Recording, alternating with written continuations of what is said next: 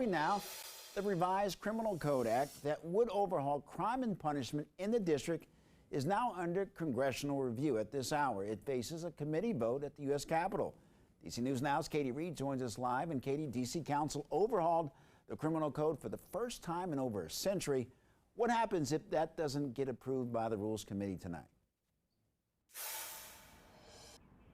Good evening, Mark. Now, this is just the first step that this bill has to take in its congressional review. But if it doesn't pass through Congress at all, it could set the district back to 1901. Now, like I just said, that bill is going through the House Committee on Rules, and it's the first step in its journey in the House. But the overarching message from local leaders: stay out of matters that only pertain to the district. I'm reasonably certain that no member of the House of Representatives of the United States of America has read the bill. And they don't know what's in that bill. And so all we're getting is really political rhetoric as a run-up to the 2024 election.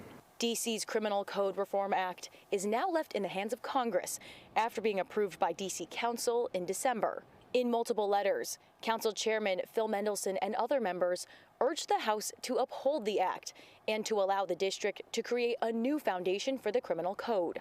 Instead of dealing with the situation comprehensively, not that I want them to, but stepping in piecemeal. That's the problem.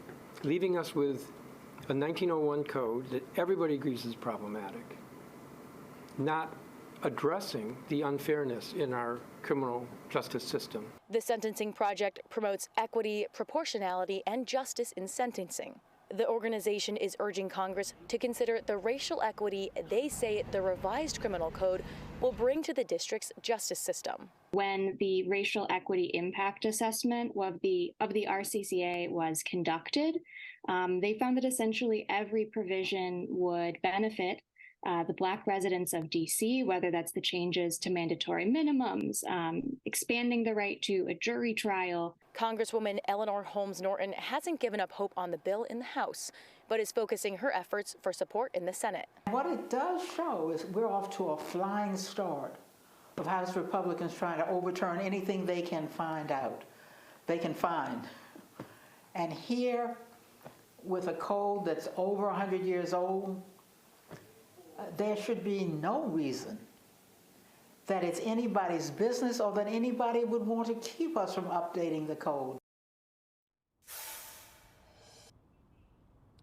Now, that revised Criminal Code Act is set to go onto the House floor for a vote later this week, and then it will go from there to the Senate. Reporting live at the Capitol, Katie Reed, DC News Now.